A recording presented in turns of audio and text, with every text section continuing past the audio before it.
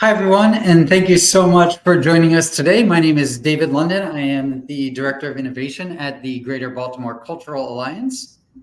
And I'm Alix Van Hagen. I'm the manager of the Baker Artist Portfolios at Greater Baltimore Cultural Alliance.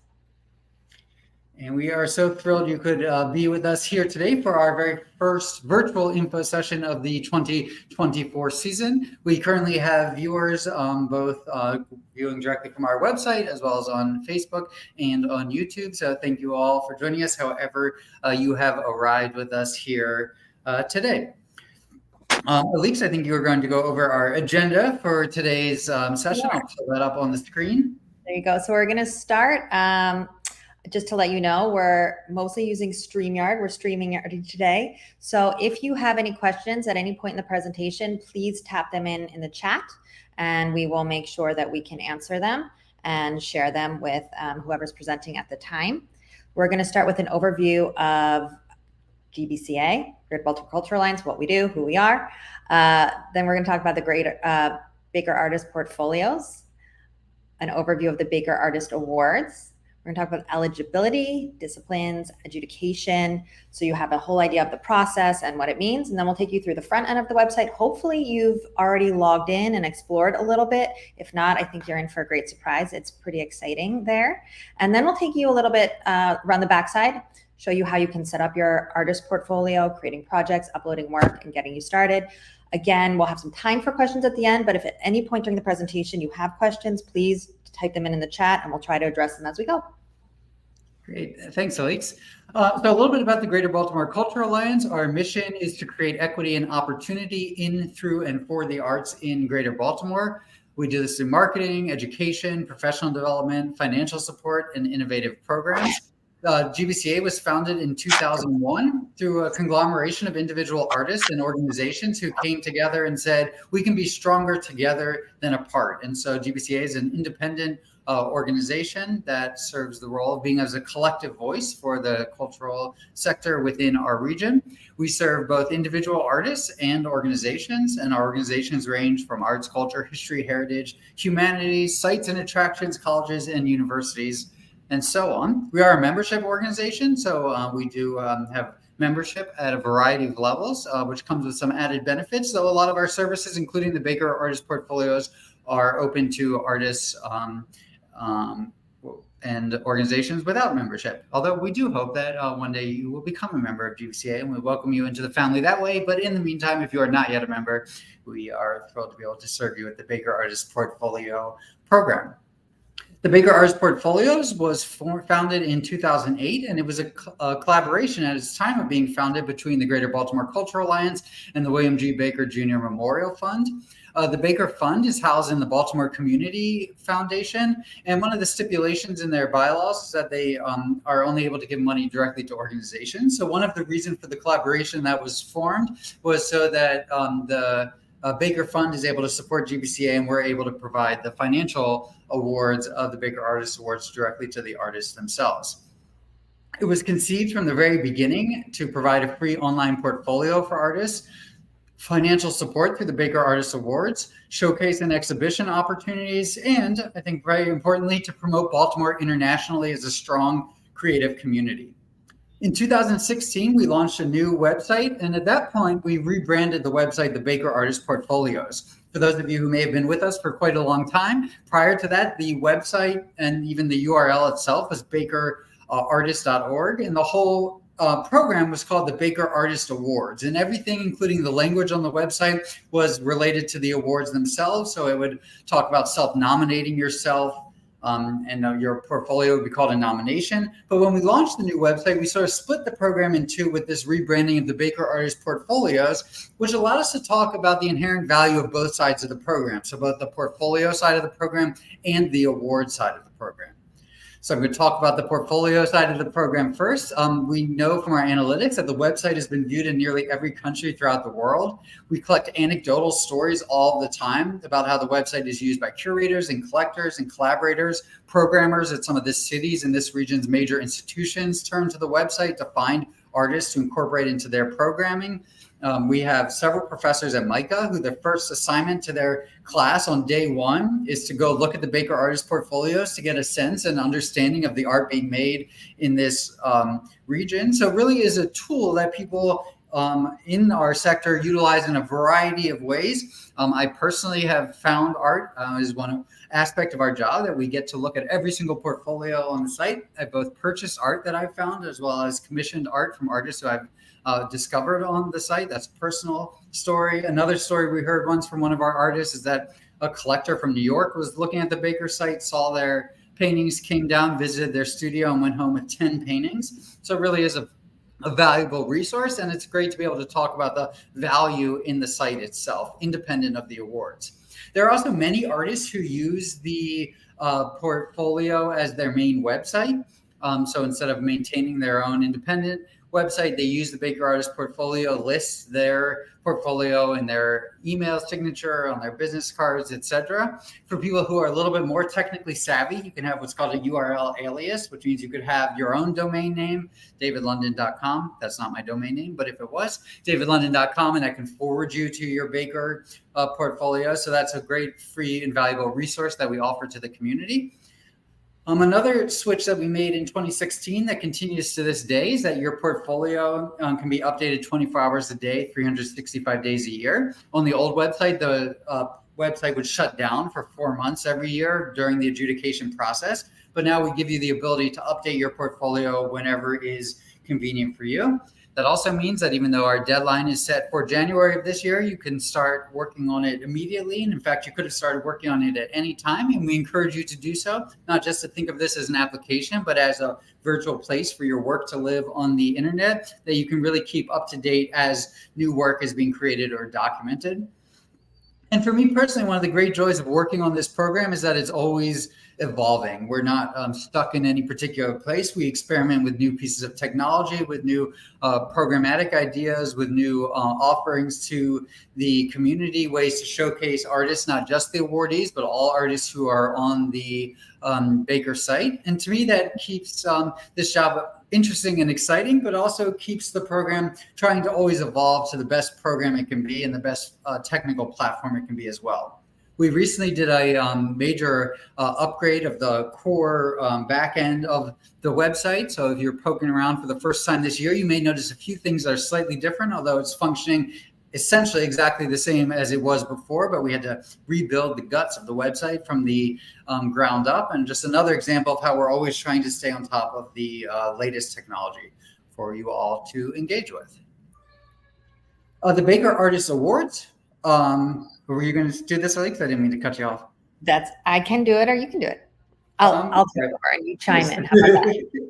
Okay, so the Baker Artist Awards, it is an award of excellence. It is not a grant. So awardees have no strings attached to the prizes that they have. They can use the money for their art to create work, or you can use the money for a vacation or to repair your roof or whatever you need or however they want to spend it. There's no reporting. It is an award. It is a prize and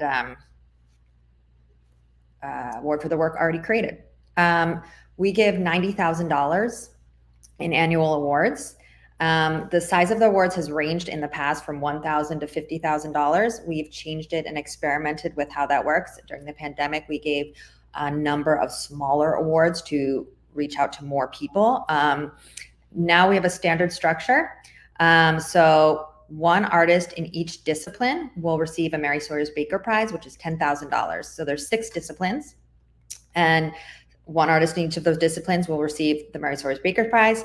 And then one of those 6 artists will receive an additional $30,000 prize from the Mary Sawyer's Bowden Prize. So that will mean that that one artist each year will get a total of $40,000. And this is the largest art prize in the region. We're very proud of that. In addition to the financial prizes, there are other aspects of the award. We do a special with Maryland Public Television, an artwork special every year that gives visibility to the artists who, the awardees, as well as follow up on past awardees to see what's going on. We do a biennial exhibition at the Baltimore Museum of Art for visual and interdisciplinary artists. And we have other showcase opportunities for artists in the other mediums at other major institutions. And we're always looking for ways to create more opportunities and more visibilities for our awardees and for other artists on the site. Thanks, Lakes. I would just add that one fun fact and little tidbit is that Mary Sawyers Baker was the wife of William G. Baker, who's the namesake of the Baker Fund. So the prize is named after her, and her sister was Mary Sawyers Imboden, who is the mother of Connie Imboden, who's the current president of the board of the Baker Fund and also a internationally recognized photographer. Connie has a Baker artist portfolio. Though she is ineligible to receive an award, she is happy to showcase her art among the other amazing artists in our region. So speaking of eligibility, the eligibility to have a Baker Artist Portfolio and to receive a Baker Artist Award are that you have to be a resident of Baltimore City or the 5 surrounding counties: Baltimore, Howard County, Hartford County, Carroll County, and Anne Arundel County. You have to be at least 21 years old 1 year prior to the opening of the portfolios. So this year, that would be as of October 1st, 2022, you must have been 21 years old. The prize is open to individual artists and groups of artists that are working as a collective or collaboration. But if you are a 501c3 or a company of any kind or incorporated, you are not eligible, at least under that body. Artists working in any and all disciplines are eligible, though you must pick the discipline that your portfolio will fall under.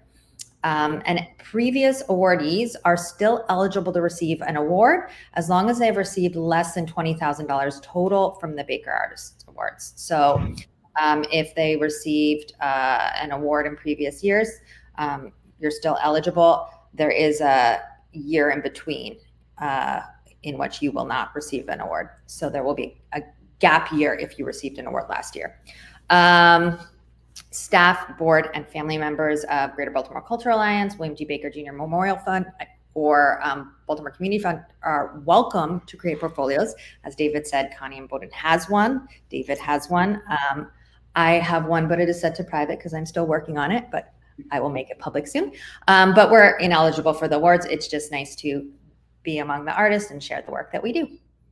Great. Thank you. I just add one little bit of minutia that if you are an artist and you have a business, you're still eligible to apply as an individual artist, just not as the business itself. So if this applies to you and you have specific questions about eligibility related to an LLC or a nonprofit organization that you are involved with or run, feel free to type your question into the chat or reach out with us independently, and we're happy to discuss your situation. But I just did want to clarify that even if you do have an LLC or an official business, that does not make you ineligible to apply as an individual artist. You just can't apply as that entity.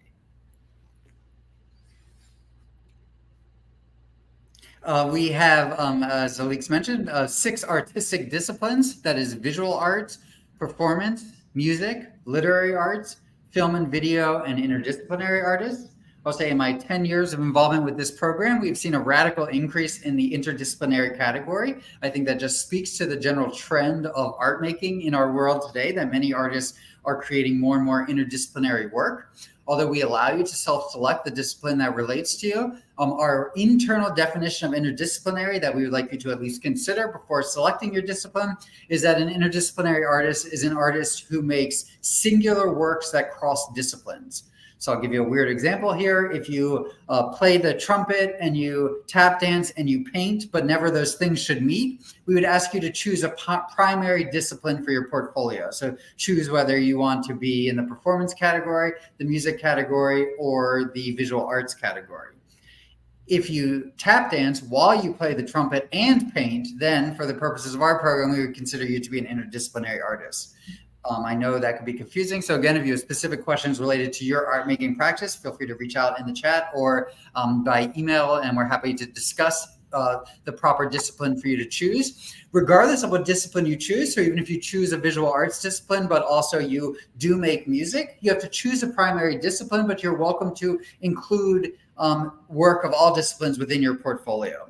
And the reason we make you choose is that in the adjudication process, when the jurors actually review the portfolios, it's important that the right jurors and the right experts in the right fields are reviewing the right type of work that they are experts in. And so that is why your discipline selection is important. Again, if you have questions on that, feel free to reach out now or follow up by email, and we're happy to discuss about your personal circumstance.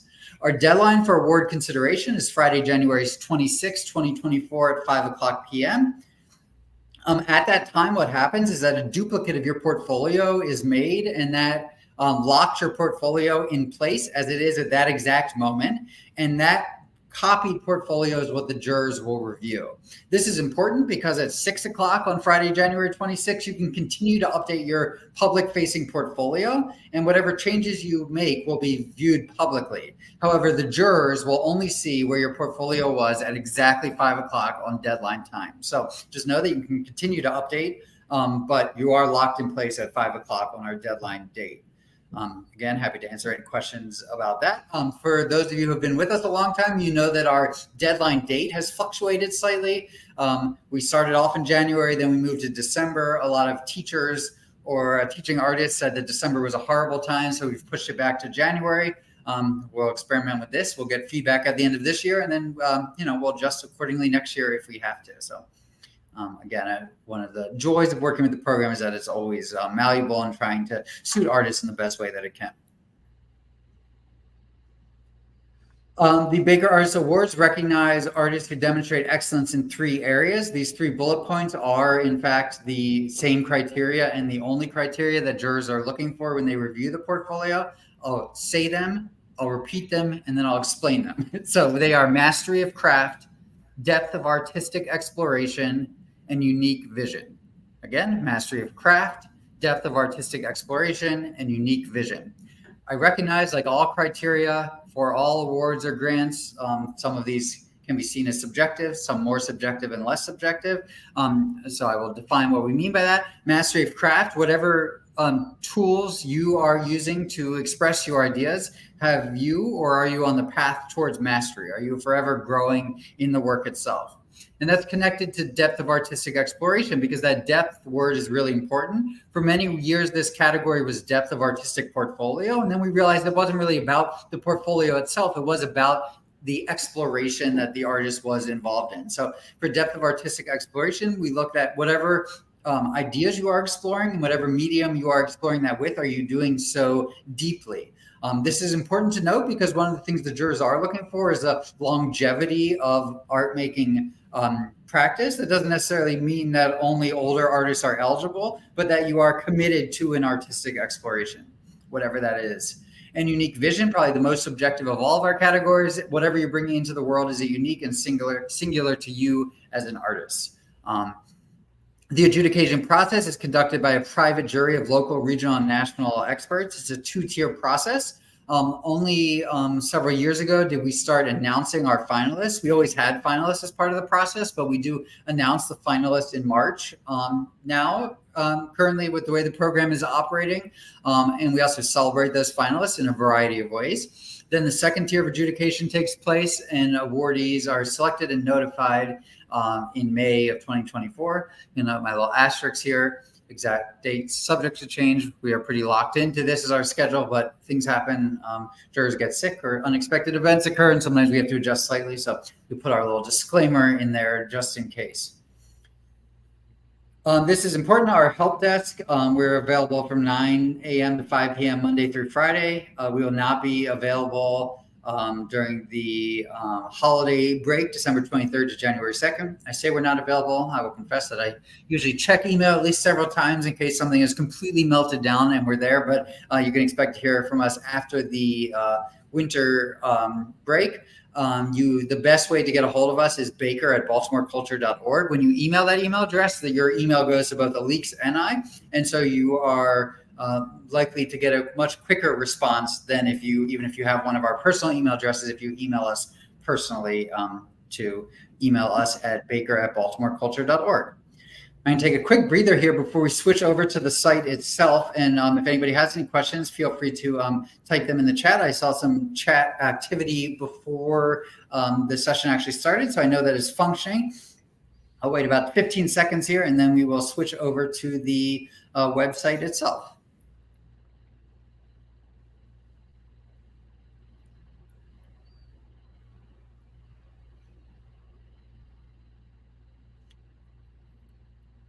Okay, I'm not seeing any questions here, which is great. As Elise mentioned, feel free to stop us at any time to ask us any questions or clarification as we go through the site itself. I usually like to start by giving a little tour of the front end of the website. What you'll expect when you go to the website is the first time. This is what all visitors to the website will see. At the very top is this search bar. You can search by specific disciplines. That's where my drop down isn't showing on your screen, it's showing on my screen. You can type by artist name or subject matter. This little magnifying glass allows you to do a search, or I would say more common than the search, people click the browse button, which takes you into all portfolios. Before I proceed any further, I do see a question popped up from Larry here, who said, as a composer, what time restrictions do I have per piece? So there is no limit, Larry, as to the body of your portfolio, and we'll get into this in just a second. The only limitation is in the work samples, which we'll talk about in just a moment, at the very top of your portfolio. And you are limited there to a total of 10 minutes within that work sample section of audio files, but they can reference longer works in your portfolio of which there is no time limit. I'm happy to talk about that more once we get to that section. Excuse me. As we scroll down, let me refresh here. We will see a collection of portfolios. These reload every time you refresh the page. So what's cool is that just like the site itself is completely democratic. At some point, every artist will be featured on the homepage of the site, which is just an opportunity to have other artists or visitors to the site stumble upon your work. The only exception to that is in the upper left-hand corner, you will see that it says past awardee, and that double wide block showcases previous Baker Artist awardees. But even those are on a random cycle. So every time you refresh, it'll load a different page. At the very bottom are our menu items, where you can browse portfolios, get information about the awards, view past awardees, and have general information about the program, upcoming events, and our very important help page, which I'm going to click on now just so you can see what that looks like. The help page is sort of our frequently asked questions.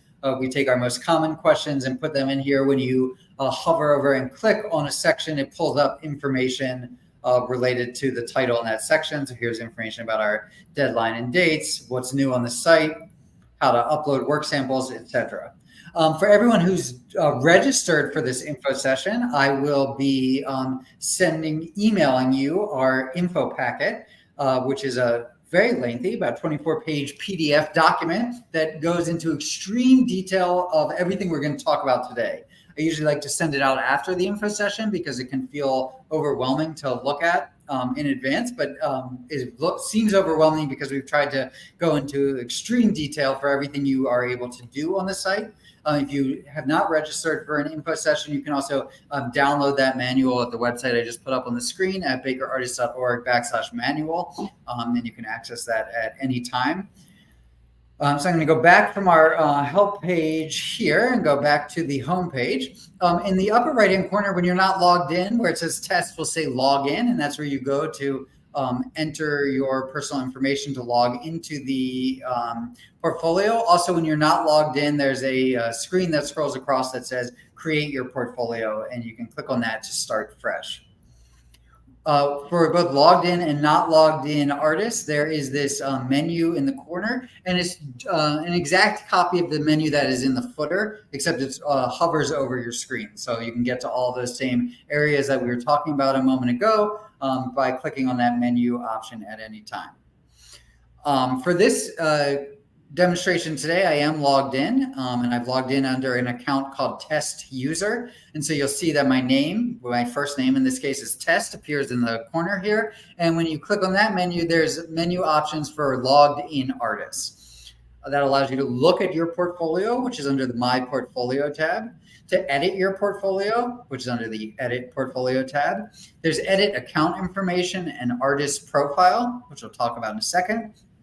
My Curated Collection, which is a feature that's unlocked for artists as well as for members of the general public who register as curators on the site, and we'll talk about that feature in just a moment. The Help button takes you to the same help page I just showed you, and you can log out at any time.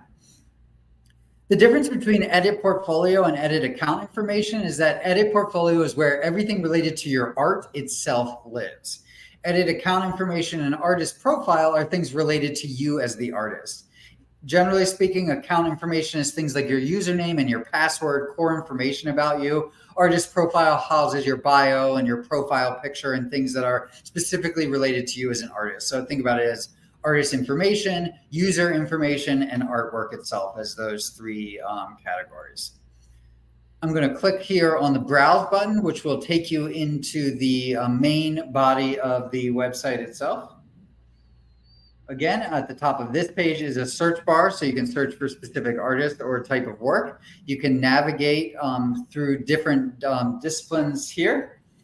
You can also filter portfolios at this point by region by clicking on this Choose button.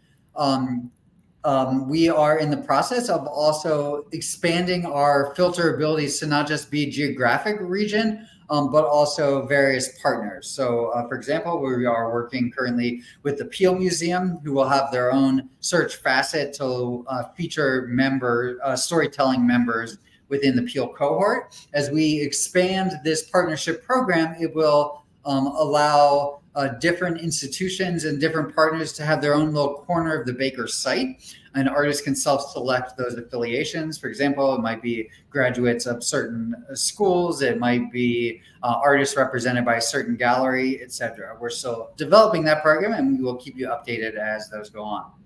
Underneath here are individual artist portfolios. For many years, these were sorted alphabetically by last name, which meant if your last name began with an A, you were always on the front page of this page. If you do want to filter by last name, you can click on this sort button and you get these options, which is last name A to Z or last name Z to A. But by default, we now have it set to changed, which is displaying who most recently updated their portfolio first. And this is a little trick we instituted in order to try to encourage artists to regularly be updating their portfolio and not just think of it as a one-time deal. So if you went and updated your portfolio right now, you would be the first artist on this Browse page, which can be of benefit, particularly not during the season when everybody is updating their portfolio. So there are 16 artists displayed on every page. You see down here, there are currently 585 artists being displayed. We have about 3,000 artists who have created portfolios over the lifespan of the program. Each year you have to log in at least once, sometime between the start of the season, which this year was October 1st, and our deadline date, and that keeps your portfolio active. You don't have to update it. We would love for you to update it and keep your portfolio updated, but you do have to log in, and that's sort of an annual opt-in, a way of saying, I still live in this region. I still want to be included in the portfolio site itself. And I'm just going to click on one of these artists. I'm going to click on Daniel Schiavone. Daniel is an artist with a portfolio. Dan also happens to be our web developer, lives in Highlandtown, one of the original founders of the Creative Alliance and now our webmaster for the Baker site. At the top of each portfolio, I'm just going to zoom out here so we can get a little bit wider view. At the top of each portfolio, there is the work sample section. And Larry, this goes to your question about time lengths for musician. In the work sample section, there are 4 spots, and these can be filled with 4 pieces of media. So obviously Daniel is a visual artist, so he has 4 pieces of visual art displayed in this section. You can also put on, just like you can throughout the whole website, embedded video clips, PDF files or Word documents, audio files, either embedded or linked through SoundCloud. And the work sample section is the only place where you have a time limit or a page limit on the amount of content you can share. most importantly, work samples is what we guarantee will be reviewed by the jurors. And the way I try to explain this is that unlike a traditional grant application where a work sample is what is being reviewed to select a awardee or grantee, here the jurors really use the work samples to eliminate artists. And I'll explain what I mean by that. Is that work samples are used to help jurors say that I'm not interested in this particular artist and I'm going to move on. If your work samples do pique the interest and curiosity of a juror, then you will not be selected as a finalist or an awardee before the rest of your portfolio has been reviewed. So the work samples are there to entice the juror to look at the rest of your portfolio, or as a tool for the juror to say, I'm looking at this work, I'm not interested in knowing more, and moving on. Now I talk about the jurors here, but remember that far more members of the general public will see your portfolio than the jurors themselves. So it's not just about piquing the interest of the jurors, though it's worthwhile to consider them, but really think about piquing the interest of the general public, because the public who stumbles upon the Baker site is confronted with 700 to 1,000 portfolios, and you want to capture their attention and have them spend time with you in the same way you want the jurors to spend additional time with you. Underneath here, you will see an Add to Your Collection button. This is available to logged in artists and curators. If you select this under an artwork, whether it's your own artwork or another artist, it will appear at the bottom of your portfolio in what's called a curated collection.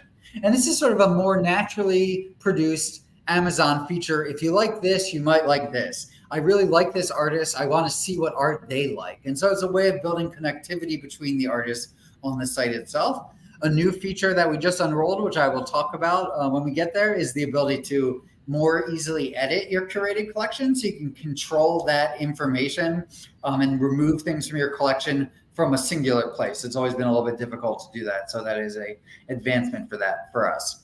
Underneath that section is a drop-down menu that says Jump to Project, which will showcase all the projects that you have in your portfolio and allow you to move to that place automatically. I rarely use this button, but some people do. Instead, I tend to scroll down and see the individual projects. At the top of a project is what's called the project title. Here it's called Unstretched. Underneath that is text called the project description. Underneath that is the pieces of media themselves. Each project, and you can have up to 10 projects, so each project can contain up to 10 pieces of media, which means as you're creating your portfolio, you can upload up to 100 pieces of media onto the Baker site, organized by 10 projects and 10 pieces of media per project.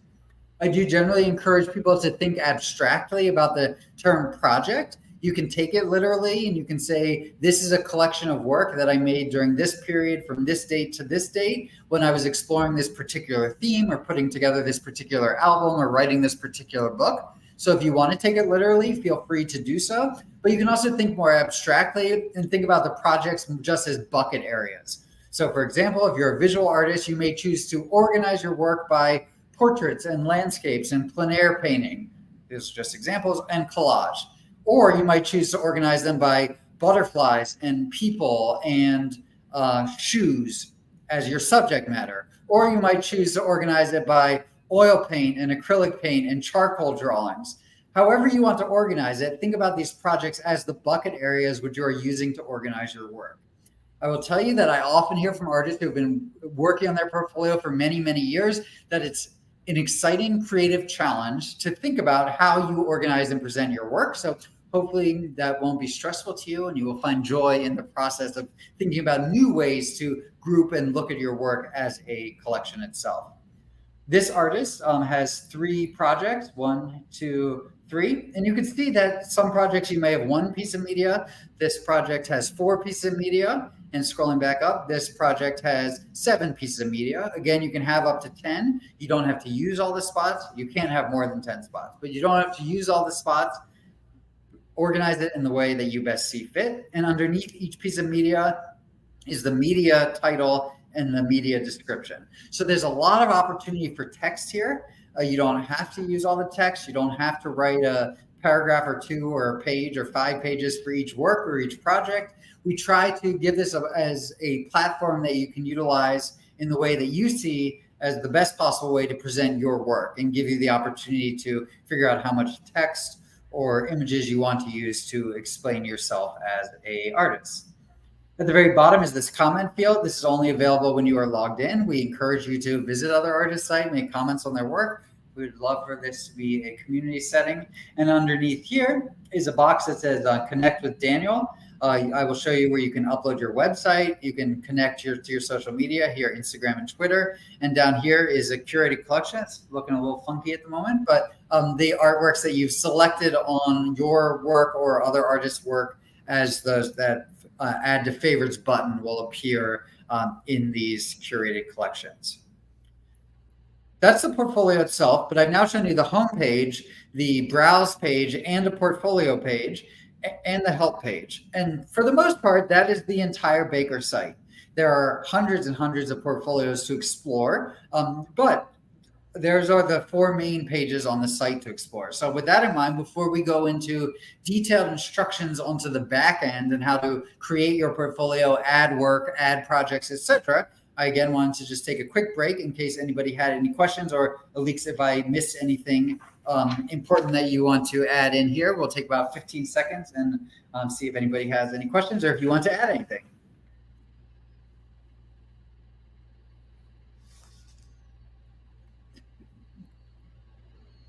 All right, I don't see any questions coming in, so we will proceed as planned.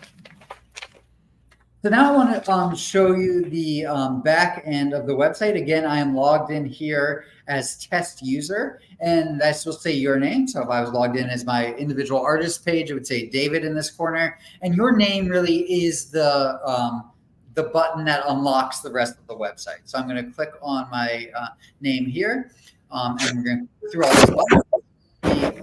Wait, I got a question here. So we got a question from Marley here. I'm not sure if you will cover this later, but any recommendations on how to choose names related to collaborators? Marley, if you could elaborate that. I will talk about collaborators really quickly, but if you could elaborate on your question maybe after I respond, just so I can make sure I'm answering your question properly. Because of the nature of art, particularly in this city, it is often collaborative in nature. And so oftentimes artists are working with other artists to create their work. You are certainly welcome to include collaborative work on your individual artist portfolio. You are also able and encouraged to make a collaborative portfolio if you are making a body of work with another artist or group of artists. So if you're an unincorporated collective, you are welcome to create a portfolio for the collective. If you are an individual artist and you are collaborating with others, and let's say you're a visual artist and you've collaborated with a musician, and your final product is a film, and you can put up the final film and say, I was the performer of this. Bob Smith was the musician, and Mike Folk was the filmmaker. So just designating who it was that made the specific works. And I got a question here, a clarification from Marley, who said, meaning filling out a first name and last name in relationship to 2 people who are collaborators. So great. Thank you for clarifying. I did not answer your question with my answer, Marley. And Dirk, I see a question from you, and I'll get to that in just a second. So Marley, you will need to select one artist to fill out the portfolio to be the primary contact. So that is who we will reach out to if we have questions, and also who we will cut a check to, which in a collaboration, then that artist would be responsible for splitting however they deem fit with the other artist who's on the portfolio. That primary contact is just a contact, and I'll show you in just a moment how you can change the title of your portfolio to be the name of the collective or to include both of your names. So we do need one artist to be designated as the primary contact person, but your portfolio can display with a name however you see fit. So if it was Elise and I collaborating on a project, it could say David and Elise's portfolio, or it could say the GBCA Collective, for example, and you as the artist or the group can choose how to title that. And I'll show you how to do that in just a second. Dirk, I see your question here, and you say, as the principal artist of a small puppetry troupe, I write scripts, design and create props and backgrounds, direct the performances and rehearsals. Would I apply to an interdisciplinary artist and a performance artist? we get this question a lot. I will say most often we get this from screenwriters in particular or playwrights in particular who make work that are the written word, but the final product is a performance. And so that is, I don't have an easy and clear answer to your question. It is sort of up to you to decide. I would tend to say that the final work that you are creating is performance. So even though you are incorporating various elements to arrive at the final performance, I would say the finished product of the work that you are serving as the principal artist for is performance. So that would be my initial inclination. I'm not giving that as a directive or telling you that that is right for you, because you also create singular works of performance that combine a bunch of different disciplines. This is where it gets a little tricky in terms of identifying your discipline. So I'm happy to connect offline and brainstorm with you a little bit more. But in the past, I would say people who have juggled similar questions.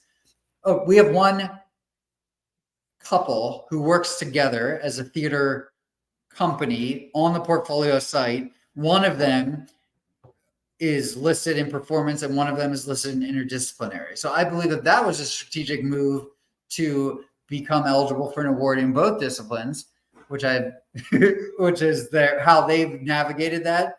So I just say to you, Dirk, I'm happy to talk about it more, but that you just have to sort of contemplate strategically who you want to be reviewing your portfolio. So do you want interdisciplinary artists and experts, or do you want artists who are most well-versed in the realm of performance? And that's a good way to help guide you. My initial inclination would be performance, but I'm not saying that that is correct.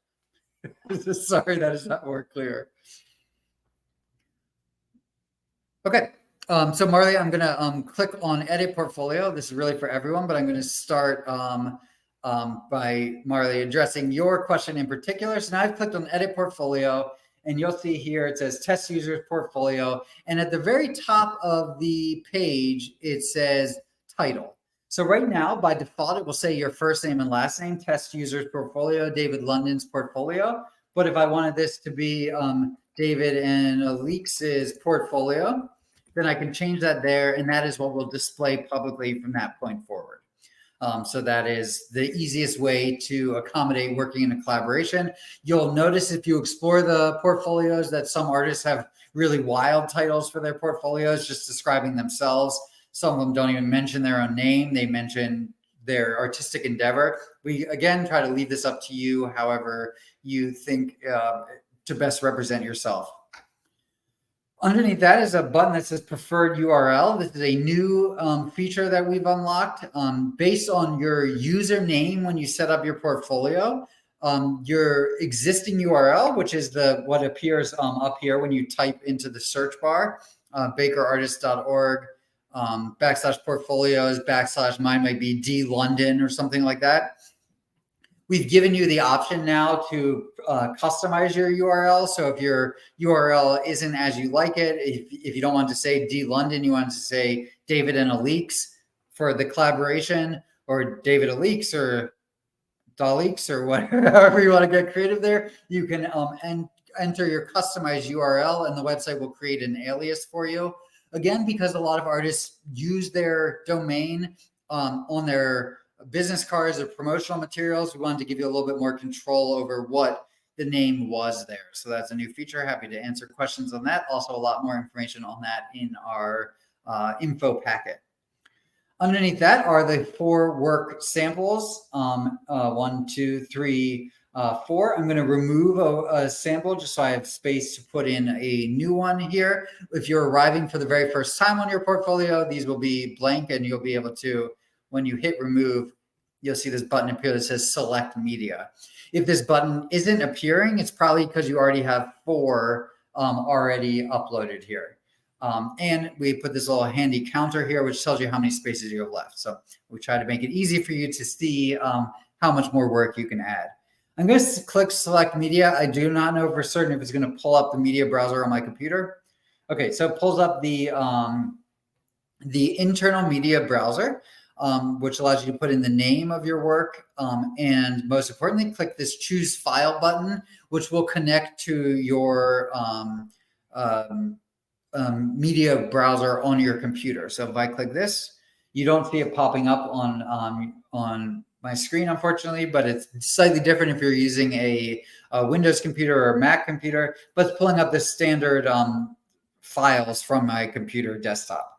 I'm going to choose an image here. This is an image that says balloon. And you'll see that after I selected it, a thumbnail appeared. And once that thumbnail appears, then you can enter the name of the work. So I'm going to put balloon. I might spell that wrong, but it's all right. The alternative text, Alex, do you want to talk about alternative text for a second? Oh, there we go. So alternative text is an accessibility tool that allows people who are visually impaired and screen readers to read what is in the image. It's also used for search engine optimization, so it makes your image more searchable and more findable. Alternative text, you basically want to describe what your image is as concisely as you possibly could. So for this image, you might say something like gray wash drawing of a vintage air balloon flying in the sky at sunset, streaked in grays and orange in the center, or something along those lines. You don't need to say a picture of, you don't need to say a photograph of, and it just makes it more accessible and more searchable. Yeah. We recognize that this does take a lot of work and effort. This is a required field, and that is for accessibility reasons. If you are uploading a bunch of work and you just want to get through it and return to the alternative text as a temporary solution, you can copy the title of the piece into the alternative text. It is not serving its accessibility purpose if you do so, but if you want to return to it and update that text over time, we are going to eventually have a workshop on just alternative text and how to think about using that. Again, we try to make it the website as accessible as possible. And in the modern age, with screen readers and other assistive technology, it's really important that we think about that as artists presenting our work. So happy to answer any more questions on that. Just to chime in on that, if by chance you already have a portfolio and you have had work already on your portfolio, what has happened in our revamping the backend is the title of your piece has just gone into the alternative text field. So when you have some time, you may want to revisit those images that are already there and type in some new alternative text. The description field underneath is slightly different. That is where you can describe the work itself. And so I generally recommend for visual artists to at least include year, dimensions, and medium. So at least we understand what it is that we are looking at. Some artists go on full exploration of where they were in their life when they created it, why they chose the colors. We welcome you to use these fields in whatever way you see best fit to explain your work to the viewer. This is a good time, Larry, to address your question, who asked, does it matter when the work was created? It does not matter. You are welcome to include your entire body of work on here for as long as you have. And in fact, as I mentioned earlier, since one of the adjudication criteria is depth of artistic exploration, sometimes including early work is a great way to show that you've been exploring this idea for 15, 20, 30, 40 years. And so you're welcome to include as far back as you want, as long as it supports your artistic vision. Some artists who have been creating work for a really long time put really early work on. I think the oldest work I saw once was an artist put a drawing that they made when they were 7 years old. I think they did that more as a joke, but it was interesting to look at their progression from child up to professional artist. So you're welcome to include the whole scope in there. If you feel like your early work isn't really relevant to your current work, that it was really rudimentary or whatever, you can even create a project called early work. And then I feel like it's sort of self-explanatory that that's where you started and have progressed that time since. But there is no to answer your question, Larry, there is no limit as to how far back you can go as long as you feel like it's suited to you. Once you put in that description, I'm just going to put balloon here again, save image. And once you've put in that, then the piece of media appears. Now you'll notice when you hover over the images that your cursor becomes a crosshair. And all you have to do is click once and you can drag that to a different location. So if you want to change the order of your work samples in that section, you can drop and drag to get to a different place. If again you want to change the title or go back and update your alternative text or description, you can hit edit at any time and hit save. This bar at the bottom, which says back to portfolio and save, that's what we call a sticky bar, and that is there no matter where you are in the page. And we do that to remind you to hit save. You have to hit save to save your work. So even if you've hit save on an image, you have to hit this green save button to save your portfolio. I'm going to say that again, because if you heard nothing else, hear this from me today. You have to hit that green button to save your portfolio. And you'll know that you've hit the green button because when I hit the save button, it will take me from this edit page and bring me back to my portfolio. So if you're looking at the edit portfolio page, you have not hit save yet, because once you hit save, it brings you to look at your portfolio so you can see the changes that you've made. So just as an example, we'll move from these puppies, and here's the balloon picture that I just uploaded. Here is the title, and here's the description. So that is how all that works. I'm going to go back into edit portfolio, and we will talk about the body of the project of the portfolio itself. Here you will see listed are the 10 projects that I have put in here. These are, we just use this portfolio for these info sessions. So it's all kind of junk in there, and you'll see different dates from previous info sessions listed here. You'll notice these crosshairs over on the left-hand side. This operates the same way as rearranging the work sample. So if I want to move a project down, I just click and drag it to its new location, and that rearranges the work sample or the project. You'll also see down here, it says you have added 10 out of 10 allowed projects. So I can't add any more projects. I'm going to remove a project so that I have space to add a new project. Again, if you're unable to add a new project, it's likely that you are filled, and you should check that counter or count themselves. To remove a project, once you do that, the information there is completely gone. And so it's a two-step process. When you hit remove, you have to hit remove twice. So it just confirms that you really want to do it. That's to prevent you from accidentally deleting a project. You click this add new project, or if you're coming to your portfolio for the first time, you'll have no projects in here, and you can click that button 10 times. This project is going to be 1114 info session. Project description, I'm going to put this is an info session. And once you put those 2 bits of information on here, you can choose a discipline. And this, remember, I told you that you can choose a discipline you can include work that is in your primary discipline. So if I was a visual artist, but this portfolio is going to include music, I can click on this drop down and click the music button. Tags are important. It allows you to self-label your artwork, and these are searchable. So if I do paintings of dogs, I might do dog as a tag, and it'll pull up, and I can see that other people have used that tag. I might do dog painting as a tag, and I might do just painting. And those should self-populate in there. You can separate those by commas as well. And if it's not in there, it will pull up examples, or you can leave them as they are, and that will populate as you proceed.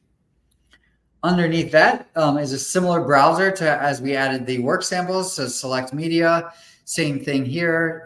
Title, I'm going to put the balloon in here just again, just so we will repeat the process. Click choose file, click on the balloon, put that alternative text that we used before, and put the description balloon in here. And again, we'll go and hit save. Now that is uploading media from your computer. I want to show you the other ways you can upload media as well. There's also an add audio file. You can upload audio files directly onto the platform. And if you click this, you can put the title in here and choose the audio file. We accept MP3 and WAV files, I believe. There are upload requirements here talking about MP3, WAV, and AAC files up to 64 megabytes. You upload one file at a time. There's also this button that says is remote link. If you wanted to upload audio that's on a SoundCloud or an external browser, you can do that through this remote audio link. You would still set the name of the piece, but you put the URL as opposed to uploading directly from your computer and the description. For a document file, again, there's this little button here that says upload requirements. It tells you the type of document you can upload.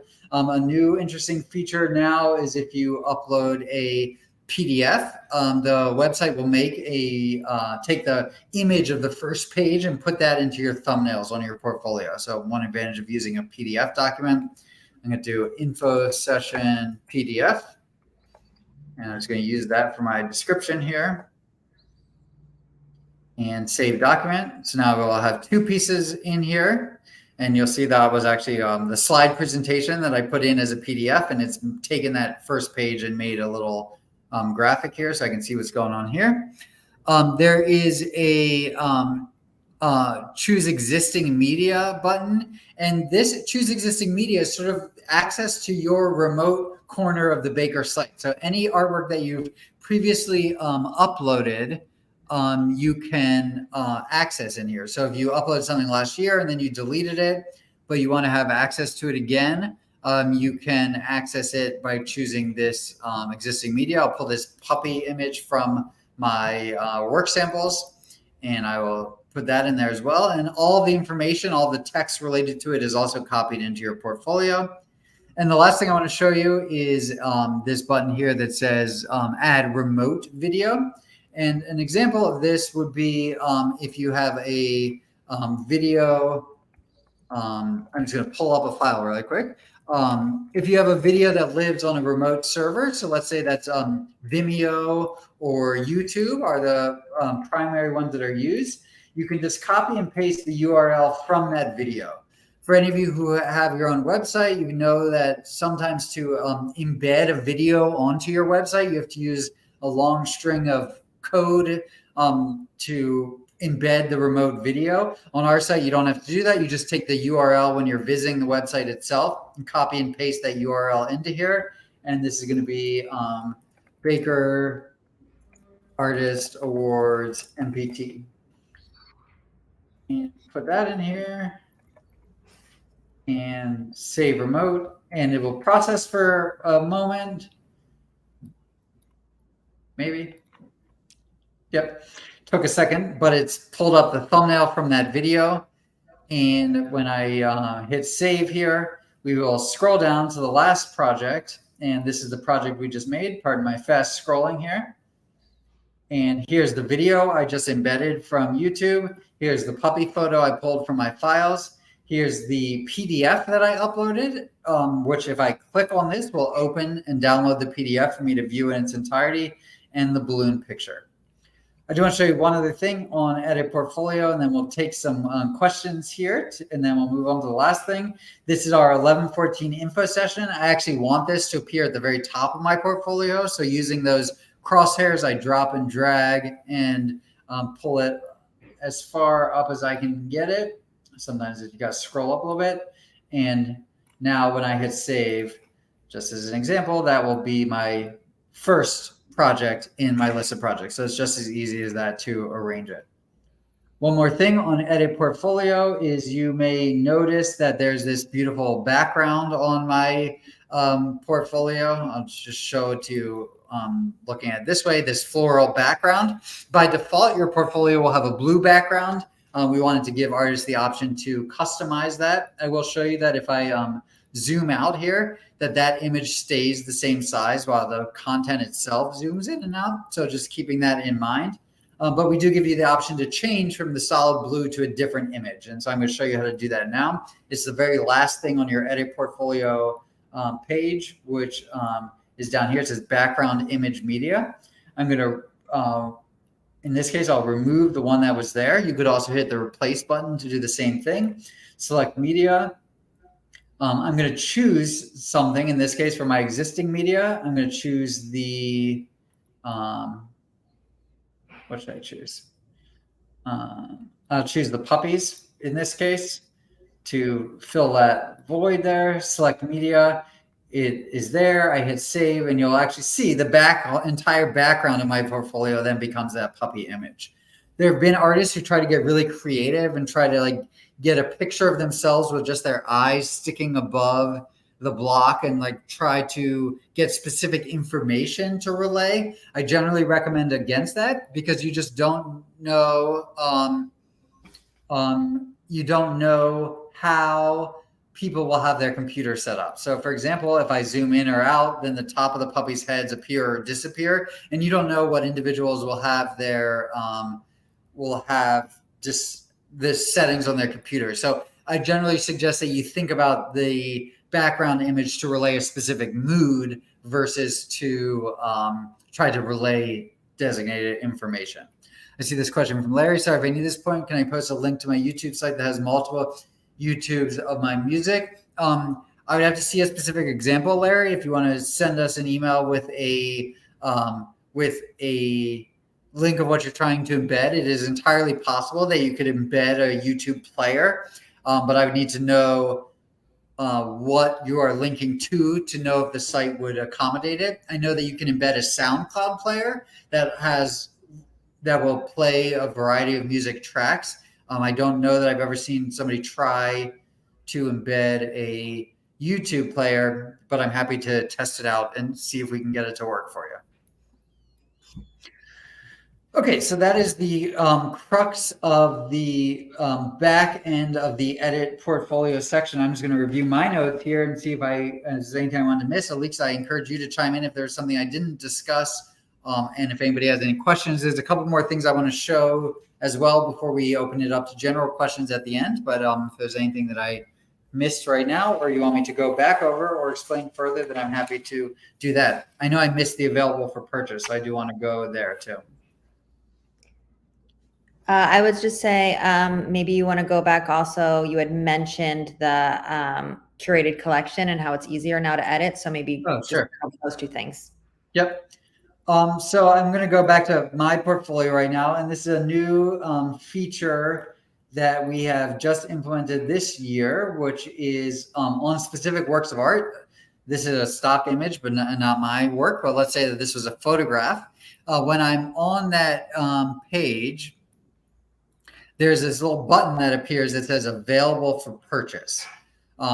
This site is not a cart. You will not utilize the site to purchase art itself, but we are trying to make it easier for artists to indicate if a work is available for purchase. Now, you may think that this only applies to visual artists who are trying to sell paintings or photographs or whatever. We've tried to hone the language so that you can use it however you see fit. When you tag this button, the text field comes up that says purchase information. And you can use that however you want. So you could say, for example, my painting is available on Etsy, and here's a link to my Etsy page. You could say, my photograph is available for my gallerist. Call for availability and provide your gallerist's phone number. If you are a musician, you could say, download my CD on SoundCloud and link to your SoundCloud page. If you are a poet, you could say, original poetry available for commission. Contact me here. We're trying to accommodate every art form in every way that an artist might want to or be able to sell their work by just having this tag that says available and providing you with a free text field. So I'm going to put, again, this isn't my photograph. I'm going to put $250 framed print. Doesn't really matter, but framed print. Contact me at dhlondon@baltimoreculture.org. So I hit save. That is now tagged as available for purchase. And when I hit save here, in the portfolio itself, both in the work sample as well as in the project, this button shows up that says available for purchase. And when I hover over it, the information that I just entered will appear. This is a brand new feature. We're still experimenting with this, so we'd love to hear your feedback. We'd love for you to use it, see how it works. Let us know if you are selling work, how we can make this field more user-friendly. But we did hear from several artists during feedback sessions that they would love for a way to be able to designate that their works are available. So this is our solution to accommodate for that. Okay, Alix, you mentioned that my curated collection. So that is a new feature that allows you to edit your curated collection. If you click on my curated collection, which both displays your collection But there's also this button over here on the right that says Manage My Collection. And if you click on Manage My Collection, it pulls up the works in your collection, and you are able to remove items from your collection. You may notice that you are getting some white blocks, or not all the items in your curated collection are displaying properly. There's a variety of reasons for this. And one of the reasons we wanted to allow you to edit your curated collection, one of them is that artists have taken the work down that you once liked. And so that is no longer linked on the website itself. So if you do see that and that is no longer available, then you can click the remove from your curated collections, and will no longer show up as a blank or empty space. Again, this is a new feature that we are experimenting with to allow you to just have more control. There's also, if you've never registered for the site and you're not logged in, there's an option for you to register as a curator. And so I just figured I would talk about that for a moment. That feature is for non-artists to unlock the ability to create a curated collection. So there's a lot of curators out there, for example, who browse the Baker site and curate virtually work that they are interested, or artists that they are interested in working with. And so they're using that curated collection feature as an actual curation tool. One of the initiatives we hope to push forward over the next 12 months is to encourage more use of the curated collection independent of just artists. And so encourage more people to use that feature, and then develop some partnerships where we can showcase curated collections from members of the community out in the world. I see a question here from Larry. By the way, I just want to mention, I do see the link you shared. I will check with this immediately after the info session and get back to you as to whether we can embed that directly on the site.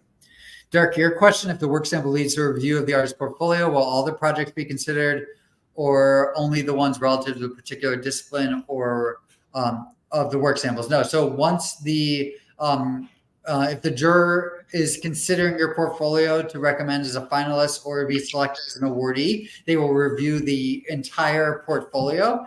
So again, the work samples are there just to guide them to the portfolio themselves. So they won't only review the work that are referenced in the work samples, and they will review the body of work in its entirety.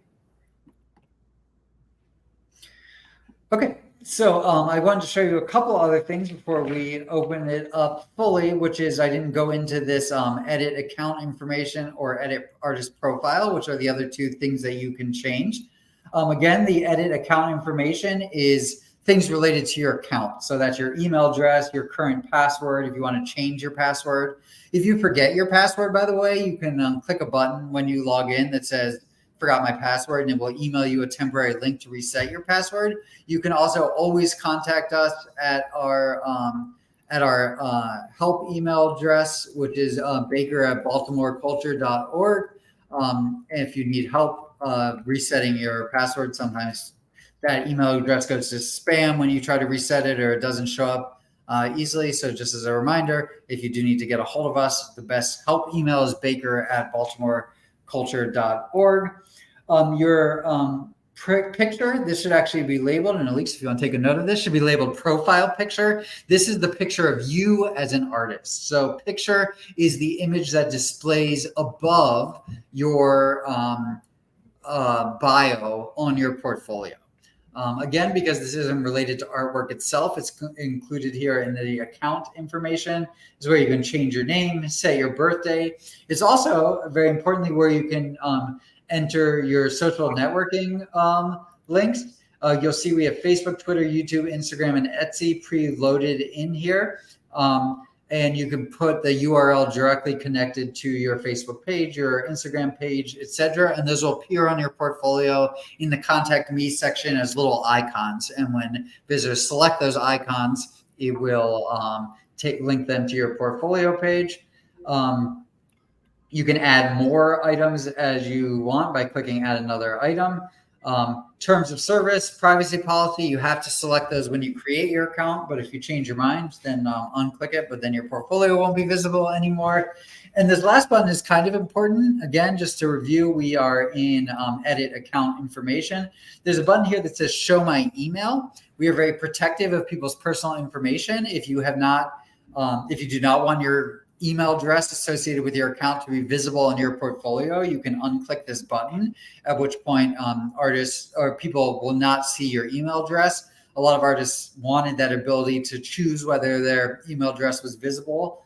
So we have this show your email button, so you can choose whether that is displayed or not. Back in the menu here, I'm going to click on Edit Artist Profile. And this is a little bit more detailed information about you. So that is your city, your state, your zip code.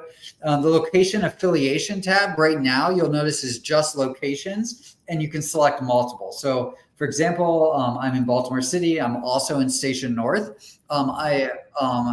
I'm not, but for example, when we get our partnership with the Peel or other partners up and running, I can also be a Peel storytelling member and a graduate of MICA. I'm not either of those things, but I'm just giving you an example. So you can, we will be adding out and fleshing out these affiliations over time. So we'll let you know once we've done that. Your discipline, you can change it here. Again, this will already be set up when you created your portfolio. Your site-wide representation, which is underneath that, is slightly different than your profile picture. So your profile picture is what appears above your bio on your portfolio. The site-wide representation is what appears when in the search results page. So when either on the home page in those little squares that highlight rotating artists, or in the search results when somebody's browsing or searching for a specific artist, the site-wide representation is what displays. By default, it will display the first image in your first project. So if you don't put anything here, it'll display the first image in your first project. For some artists, that works just fine. For other artists, they want to control that a little bit better. So you can set that here in your site-wide representation. Your bio is underneath here. There's an option to upload a resume, and that'll be a PDF. This is not required field, so you don't have to, and jurors do not look at the resumes. Oftentimes, artists will upload their standard resume or their standard CV. I always give a word of warning that you are uploading this onto the web, and it is publicly accessible. So if you do that, you might want to scrub it of your home address, personal phone number, etc., any information that you don't want to be floating around out there. There is option here to put a link to your own personal website. So you can put in any URL in the link text. So you could just say my website or David London's website, and then put the URL, however you see fit. And this last button here, and again, just to review, we are in Edit Artist Profile. This says keep my artwork private so that others cannot see it. This was a feature that was added several years ago for a variety of reasons. Artists requested it. One, some artists said, I don't want people to be able to see my portfolio until I'm done with it. So I'm working on it, but I don't want people to see it until I'm done. So you can toggle this on and off, letting people see it when you're ready or not. There's some artists out there who, although we would love for them to be part of the portfolio site, are really only interested in the awards themselves. So maybe they don't want to be part of the portfolio site, and so their artwork is kept private forever. Again, we want this to be a tool that suits you and your practice and your pursuits however you best see fit. If that's how you best see fit, no judgment from our side, and you can keep your portfolio private forever. So feel free to toggle it on and off if you're working or you don't want it to be seen, etc. On the privacy note, I did just want to comment that all content that you upload on the web is uploaded on the web and floating out there somewhere. That includes Facebook, your own website, etc. So that applies to the Baker site as well. For literary artists and filmmakers, I just raise an extra level of caution to be aware of, is that what is on the Baker site is publicly accessible. Sometimes literary artists have on a couple of occasions, gotten in trouble with publishers for uploading unpublished work and then going to a publisher and the publisher finding the Baker site and saying, well, this is published here. So that's something to be aware of. It is possible to password protect PDFs. The same is true for filmmakers who may upload a film that they're still submitting for a festival, but because it's publicly available, they become ineligible for that festival. So both the literary artists and the filmmakers have gotten around that by password protecting their work on the Baker portfolio. When it comes to adjudication time, you are encouraged to then share with us those passwords that we will share only with our jurors so that they can look at the portfolio. if your whole portfolio is filled with password protected videos, maybe worth considering whether you want your portfolio just to be private in general. Whether or not you click this Keep My Artwork Private button does not affect the jurors seeing your portfolio. So the jurors will see your portfolio whether or not it's private to the public. So that's an important thing to keep in mind. So again, if you have specific questions related to your individual use of the Baker site, we are always happy to answer the question again at our help desk at baker@baltimoreculture.org.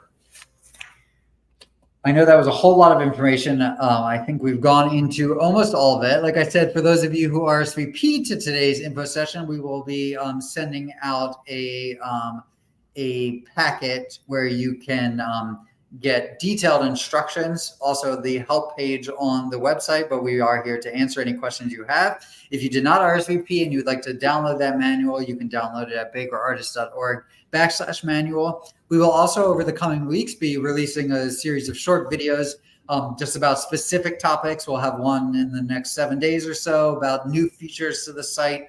So also keep your eyes peeled on our social and our marketing to individual artists, just if you want quick tidbits and tips and tricks. And lastly, we are on a few of our info sessions partnering with some past awardees who will also be joining us in other sessions to share some strategy and ways to think about presenting yourself as an artist. And we will be sharing those segments as well to our entire Baker list. So you will have access to those. So I think that's all I have to say. We have a few minutes left, and so I want to toss it back to Alix if you have anything you want to add, and also to anyone who has any additional questions at this time. And again, Larry, I will get back to you shortly with your YouTube embed question. Nothing major to add. I would just say have fun with the process, play around with it. And if you have any questions, please don't hesitate to reach out to us. If you found this helpful and you have artist friends who you think might also find a session helpful, please point them in our direction.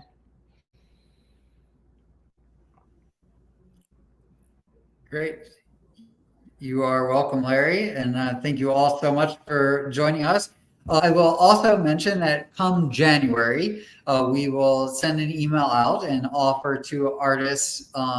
Oops, we got a question here from Marley. So let me do that before I make that point. Marley says, in the film category, do you think it's advantageous to also add the original script? I would say if you feel like it supports the work itself, it can't hurt to look at the pieces that contributed to the final product. There's many artists who show progress sketches as they're developing pieces, even if they had the finished piece. And so I think getting insight into the process itself can provide a more robust understanding of the final work. So Marley, if you think that it supports your the rest of the portfolio and the project, then I would absolutely consider including it.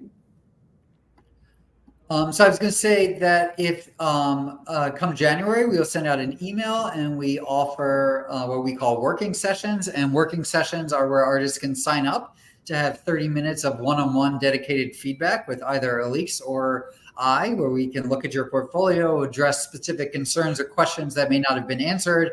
You can just ask our opinion. It's just our opinion. We don't know. We are not the jurors, but we're happy to provide that insight to you. And even though we will schedule those in January, we are really available to help you throughout this entire process. And that's not just from now to January, but also year round. So we are here to assist you. It is literally our job to get you on the site. And so feel free to reach out at any time. I've put up our email here once again, really big. And we look forward to speaking to you. I'll leave it open for 20 more seconds, and then that will be that. So again, thank you all so much for joining us, and we look forward to working with you soon.